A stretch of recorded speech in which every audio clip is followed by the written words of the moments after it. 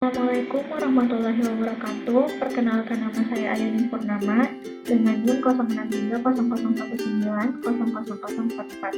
Di sini saya akan mempresentasikan materi mata kuliah manajemen rantai pasok dengan judul materi manajemen transportasi dan distribusi. Transportasi berperan penting dalam manajemen rantai pasok karena suatu produk yang diproduksi sangatlah jarang berada dalam lokasi yang sama.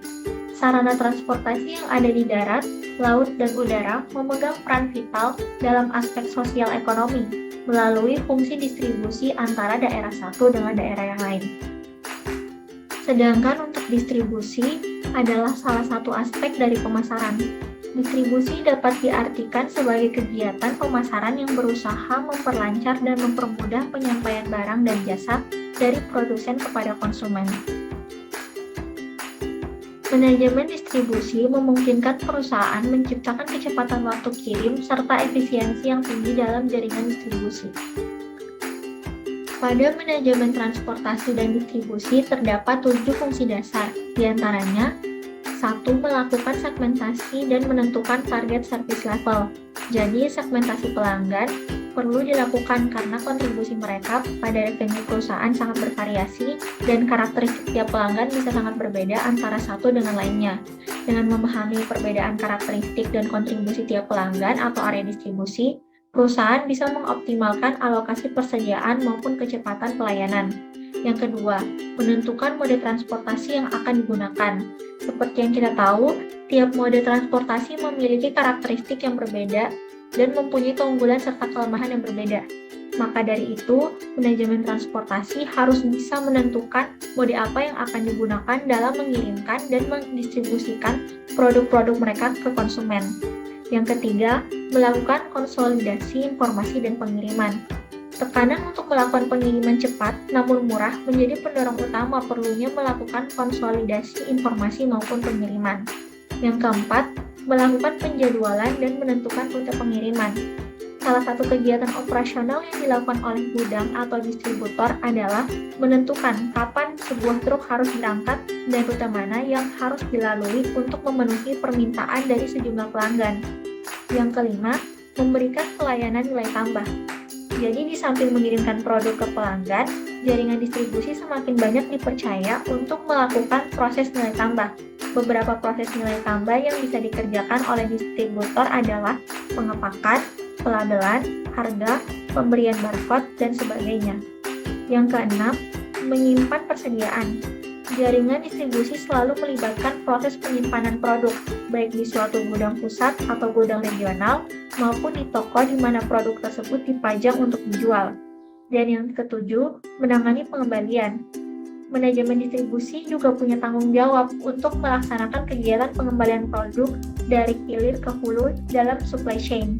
Pengembalian ini bisa terjadi karena produk rusak atau tidak terjual sampai batas waktu penjualannya habis. Selanjutnya terdapat strategi distribusi, di mana strategi distribusi ini terbagi menjadi 3. Yang pertama, pengiriman langsung. Pada model ini yang terjadi adalah pengiriman langsung dari pabrik ke pelanggan tanpa melalui gudang. Biasanya strategi ini cocok digunakan untuk barang yang umurnya pendek dan barang yang mudah rusak dalam proses bongkar muat atau pemindahannya. Contoh industri yang menerapkan strategi ini yaitu Coca-Cola, Giant, dan Carrefour. Yang kedua, pengiriman melalui warehouse. Pada model ini, barang tidak langsung dikirim ke pelanggan, namun melewati satu atau lebih gudang. Biasanya strategi ini cocok untuk barang yang ketidakpastian suplainya tinggi, serta produk yang memiliki daya tahan yang relatif lama. Dan yang ketiga ada cross-docking. Pada model ini, produk akan mengalir melalui cross-dock yang berada antara pabrik dengan pelanggan. Aktivitas yang terjadi adalah penerimaan, sorting, dan pemuatan.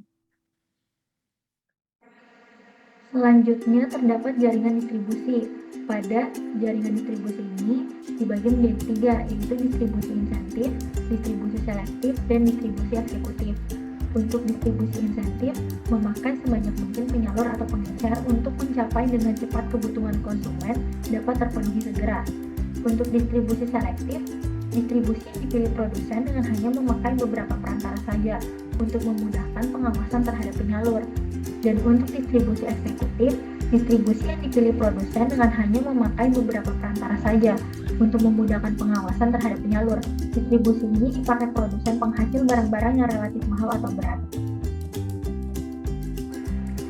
Selanjutnya, mode transportasi.